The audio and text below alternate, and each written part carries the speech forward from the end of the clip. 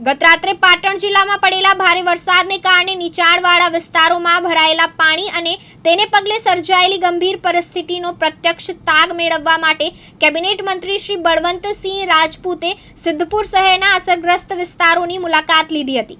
તેમણે ખેડૂતો અને સ્થાનિક રહેવાસીઓ સાથે સીધો સંવાદ કરી તેમની મુશ્કેલીઓ સાંભળી હતી અને તાત્કાલિક રાહત તથા પુનર્વસન માટેના પગલાં લેવા અધિકારીઓને કડક સૂચનાઓ આપી હતી। મંત્રી શ્રી બળવંતસિંહ રાજપૂતે તાત્કાલિક અસરથી તાલુકાના તાવડિયા ગામ ખાતે મોહિની નદી ઓવરફ્લો થવાથી ચેકડેમની મુલાકાત લીધી હતી તેમજ ખડિયાસણ ગામ અને મેત્રાણા ગામ ખાતે ઉમરદસી નદી ઓવરફ્લો થવાથી ગામની મુલાકાત લીધી હતી અને પાણી ભરાયેલા વિસ્તારોનું સ્થળ નિરીક્ષણ કર્યું હતું।